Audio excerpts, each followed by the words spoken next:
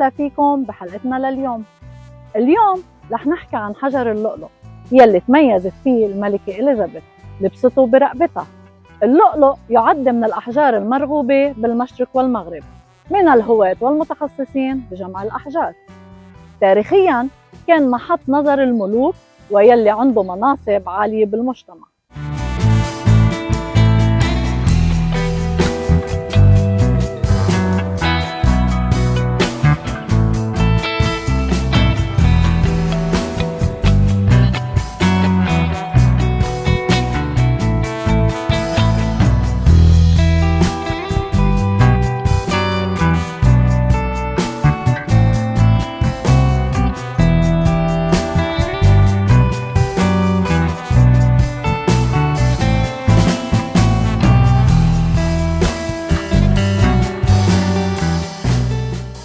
فلبس اللؤلؤ كتار من الشخصيات الشهيرة على مر العصور، مثل هالملك هنري فرعون، كوكو شانيل مصممة الأزياء العالمية، والأميرة مارغريت روز شقيقة الملكة إليزابيث الثانية، وكمان الأميرة كارولين أميرة موناكو. وأهم من هيدا الشيء ذكر اللؤلؤ إضافة إلى المرجان بالقرآن الكريم والإنجيل المقدس. اللؤلؤ أو البيرل هو أحد الأحجار الكريمة الأكثر شهرة بالعالم، وهي كروية الشكل بكثير من الأحيان، وممكن أنه تكون على شكل حبة رز أو الأزرار، وقد تكون منظمة الشكل كمان. اللؤلؤ له عدة ألوان، منها اللون الأسود وهو الأغلى ثمناً وندرة. إضافة للون الأسود بيجي اللون الأصفر، الأخضر أو الأزرق، إلا أنه أكثرها بيكون اللون الأبيض أو العاجي وبيكون مايل للزهري. وأكثر ما بيميز اللؤلؤ هو بريقه يلي بيحصل بسبب انكسار الضوء فيه. هالشي بخليه من أكثر الأحجار شهرة بالعالم. أحجار اللؤلؤ من الأحجار الكريمة العضوية يلي بتتكون داخل بعض أنواع المحار، وعملية تكوينها بتاخد فترة طويلة من الزمن بناء على نوع المحار والظروف الطبيعية حوله. عادة ممكن أنه يستغرق إنتاج هالحجر من 7 ل 8 سنوات، بينما في أنواع تانية قد تستغرق عدة شهور.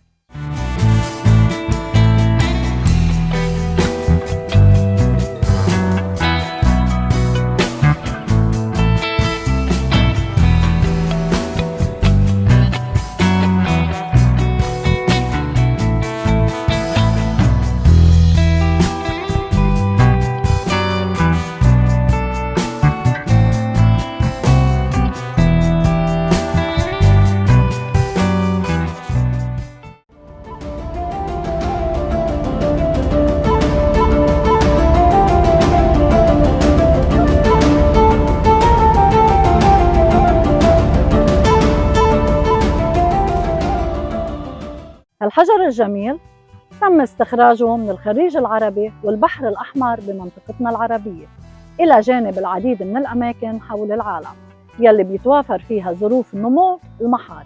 ارتبط هالحجر مثل غيره بكثير من المعتقدات والأساطير بعلم الفلك حول قدرته العلاجية وخصائصه الكثير. اللؤلؤ هو الحجر الوحيد يلي استخرج من الحيوانات الحية، والمحار هو مصدر هالحجر يلي ممكن انه يموت بعد استخراج اللؤلؤ منه، وبيبقى بعض العضلات الحية موجودة فيه بعد استخراج الحجر. اللؤلؤة من اللآلئ تمتلك خصائص فريدة ومميزة، فما بتلاقي لؤلؤة مثل غيرها، وكل وحدة منها بتحتوي على بعض الشوائب. أقدم لؤلؤة مكتشفة وجدت في تابوت لأميرة فارسية ماتت سنة 520 ميلادي. سعر هاللؤلؤة بيوصل حوالي 3 مليون دولار.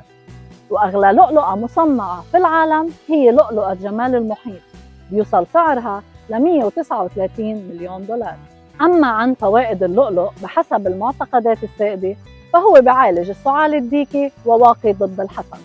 بيعتبر اللؤلؤ أساس الاقتصاد لدول الخليج العربي، وهو سبب رئيس لتواصل دول الخليج مع دول العالم الأخرى. إلا أنه اكتشاف النفط أثر على اهتمامهم بالغوص لاستخراج الأحجار الكريمة.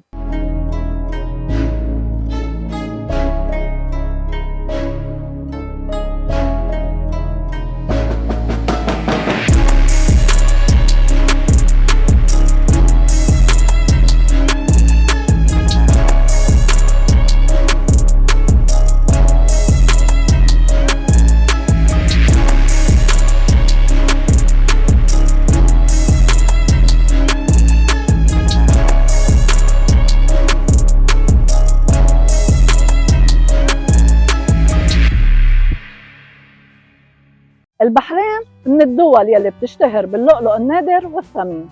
ومش بس دول الخليج، عنا سواحل الهند من أشهر البلدان المعروفة باستخراج اللؤلؤ.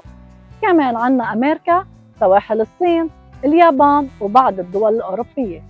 على الرغم من تاريخ اللؤلؤ الهائل، إلا أنه هالحجر سهل أي حدا يحصل عليه، فإذا كان طبيعي أكيد سعره أكثر من غيره، بينما يمكن الحصول على اللؤلؤ الصناعي مقابل مبلغ أكثر اعتدال.